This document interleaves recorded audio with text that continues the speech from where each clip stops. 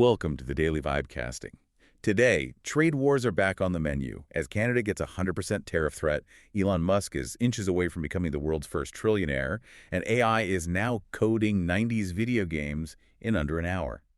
Let's get into it. It is Sunday, January 25th, 2026, and yeah, the wire is absolutely on fire today. It really is, and there's a lot to get through. But we have to start with the one story that is, well, arguably going to impact everyone's wallet the most. The North American trade fracture. Exactly. If you've been on X, you've definitely seen the post from the Kubisi letter, and honestly, it gave me a bit of whiplash. Whiplash is the right word. I mean, it's a complete 180 on policy in less than a week. Right. So let's just set the scene. 8 days ago, the message from the White House was basically, go for it, Canada. A total green light. President Trump was on the record saying if Canada can get a deal with China, they should. And then yesterday, January 24th, he's on Truth Social, threatening a 100% tariff on all Canadian imports. What happened? Context is everything here. On January 16th, Canada announced what they called a strategic partnership with China. Right. On paper, it's all about clean tech, renewable energy, climate goals. But the U.S. administration, they're not reading the press release. They're looking at the supply chain maps. And what are they seeing? They're seeing a potential transshipment hub. The fear, and from a protectionist view, it's a valid one, is that Canada becomes a drop-off port. A backdoor. A backdoor, exactly.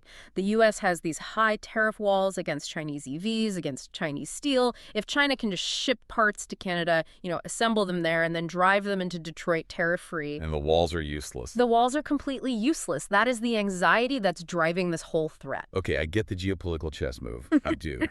But let's talk about the weapon here. 100% tariff on everything. That feels, nuclear. It's the economic nuclear option, for sure. We're not just talking about steel. We're talking lumber, oil, your food. And we need to be really, really clear about who pays for that fallout. The Kubisi letter brought up that crucial NVIDIA research from the last trade wars in 2018. We have the data on this. It's not a guess. So break that down for me, because the political line is always, we're taxing them. That's the rhetoric, yeah. But the math tells a very different story. The NBER study showed that the 2018 tariffs cut U.S. real income by about $1.4 billion A month. monthly. And here's the kicker. That cost wasn't absorbed by Chinese exporters. It was paid almost entirely by U.S. importers. So American companies pay the tax at the border. And then they just pass it on to you. So if you're buying a house, your lumber costs more. If you're filling up your car, the crude import cost is baked in, even your groceries. And what about the jobs argument? We take a hit on prices, but it brings manufacturing back. Did that even happen last time? Well, if you look at the data, not really. The job gains in the industries we protected were negligible. And in some cases, it was a net negative because other industries that need cheap imports, like construction, they suddenly had their costs go through the roof, so they just stopped hiring. So while we're potentially locking down our northern border, what's happening across the Atlantic? Yeah. Because I saw a post from Ursula von der Leyen suggesting Europe is playing a very different game. This is what's so fascinating. It's a total divergence. While the U.S. is looking inward, the EU is aggressively looking outward. Right. She posted that video from New Delhi. Yeah. She's closing in on what she's calling the mother of all trade deals with India. That's some bold branding. Is it just hype? For once, the scale actually justifies it. You're talking about a combined market of 2 billion people. The video itself was really well done, very high production, Taj Mahal shots mixed with European factories. It's a charm offensive. But why now? Is this connected to what's happening over here? Oh, it's completely connected. It's all strategic hedging. Yeah. Europe sees the volatility in U.S. policy. They see these tariffs getting thrown around. They realize they can't just rely on the transatlantic partnership anymore. So they're diversifying their portfolio. Precisely. They want to lock in access to Indian pharma, steel, services, and the big one, labor. The second order effect is what should worry people in D.C. If North America spends the next few years fighting over maple syrup, we risk isolating ourselves. While the EU is building bridges. And those bridges carry capital. Speaking of which, we have to pivot to the markets. The numbers coming out of tech are getting, hard to even comprehend. Hard to comprehend is an understatement. We are officially on trillionaire watch. I really didn't think we'd be saying that this soon. It's just wild. The user at IMSMX pointed out Elon Musk is now just $212 billion away from being the world's first trillionaire. His net worth is sitting at $788 billion. Let's just pause on that number. $788 billion. That's bigger than the GDP of, what, Switzerland? The Post had this funny video of Iron Man basically saying we need to build him a suit. But let's be real, is this valuation based on fundamentals? Or is it just a bubble driven by this, great man theory? It's a bit of both, but it's mostly about the ecosystem he's built. The market isn't just valuing Tesla as a car company anymore. It's the synergy. It's the synergy. It's a flywheel. You have SpaceX launching Starlink satellites. Starlink provides data for the Tesla fleet. The fleet trains the AI at XAI, and XAI powers the robots. It's a monopoly on the future infrastructure of, well, everything. And when you put it like that, the valuation makes a frightening amount of sense. It's not about next quarter's car sales. It's about owning the rails of the 21st century. Well, even his competitors are basically bowing down. Did you see that post from Tesla owners Silicon Valley? The one with Jensen, the NVIDIA CEO? Yes. The guy selling the shovels for this whole AI gold rush. He admitted in an interview that he has FOMO about XAI. That was such a telling moment. He said his only regret was not investing more. He called it a great future company. What a signal to the market. When Jensen Huang, who sees everything in the AI space, says he wishes he had a bigger piece of your company, that validates everything. But does this concentration of power worry you? One person controlling space, the internet, and the leading AI. It absolutely raises massive regulatory red flags. I mean, the target on his back grows just as fast as his net worth. Governments don't like it when an individual has more geopolitical leverage than a G7 nation. We're already seeing that friction. In Brazil, in the EU, yeah. I think the next few years are going to be a huge battle between the Mosconomy and the regulatory state. But while those titans fight, there's another kind of wealth creation story that's, almost more fascinating. You're talking about Kabi Lame. The common sense guy from TikTok. The guy who doesn't even speak. User at Raindrops Media One posted that he just sold his brand company for $975 million. $1 billion exit for a personal brand. And the context is what's so insane. Remember last year, 2025, he was detained by ICE. He had visa problems. He was on the verge of being deported. And to go from that, from a detention cell to a near $1 billion deal in, 12 months? It's the most extreme rags to riches story I've ever heard. Yeah. But what are they actually buying? He makes funny faces. How is that worth $1 billion? They're not buying the videos. They're buying the distribution channel. Kabi Lame isn't a person in this deal. He's a media conglomerate with more viewers than most cable news networks. It institutionalizes the creator economy. That's it, exactly. This isn't about selling merch anymore. This is treating a personal brand as an asset class. It validates that attention is the ultimate currency now. If you can hold attention, you're as valuable as a tech firm. It's a wild world.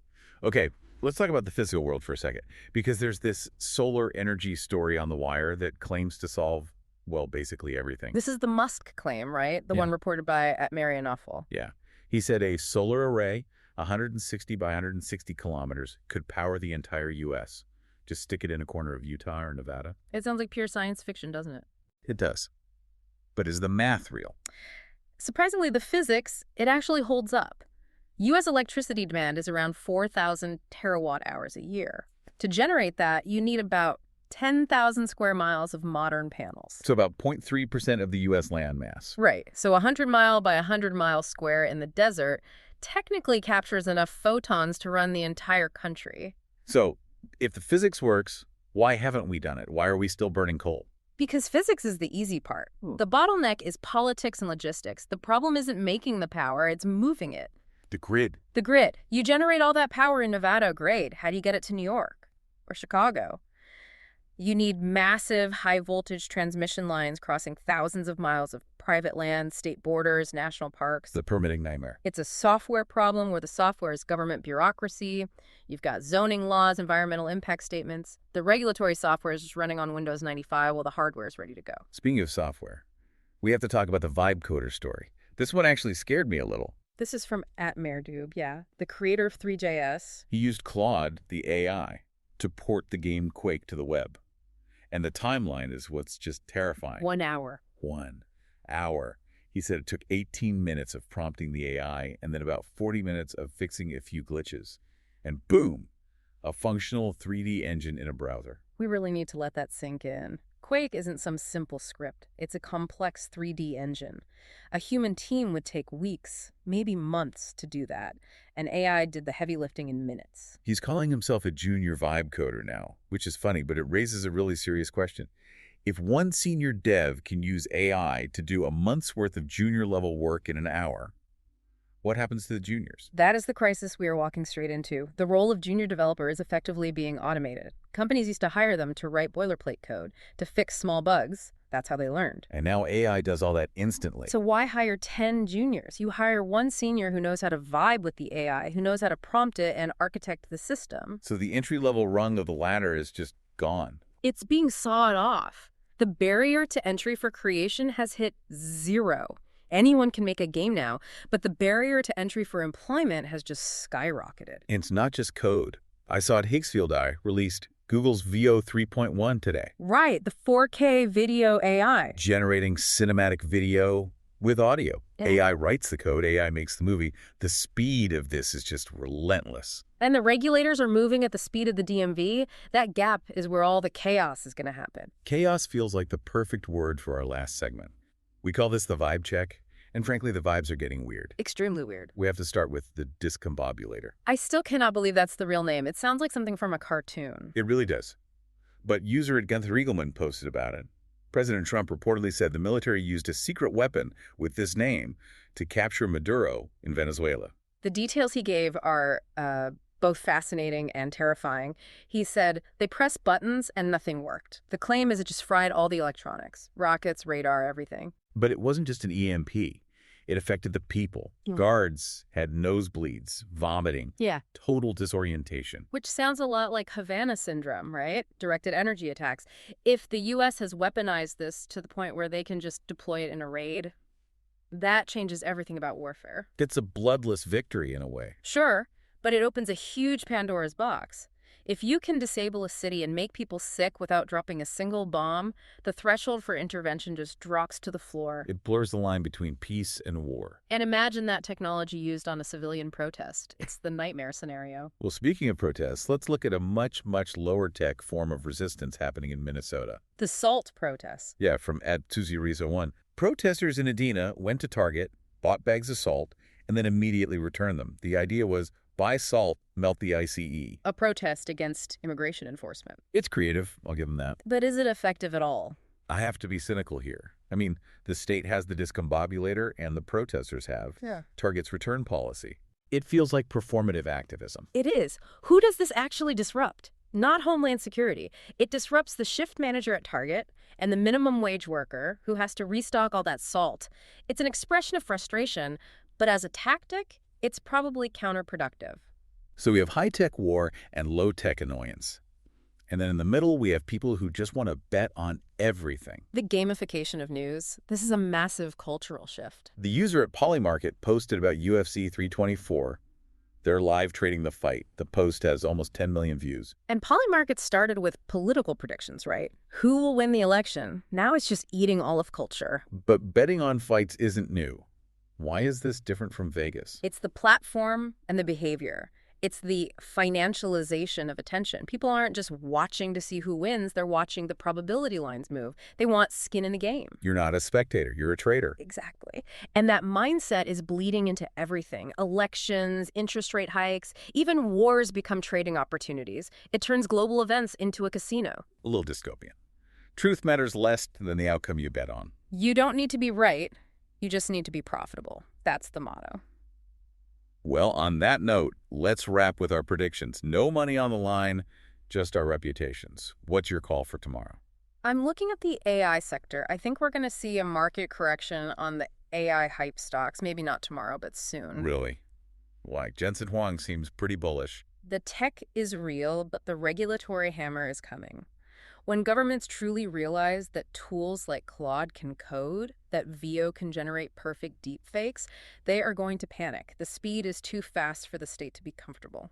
That makes sense. My prediction, I think we're heading into a new cycle of tech nationalism. The U.S. is going to look at that EU-India deal we talked about and get scared. I expect aggressive moves to block tech transfers, force companies to pick a side. The walled gardens are going up. A fractured internet for a fractured world. A cheerful thought to end on. Stay sharp out there. See you in the wire.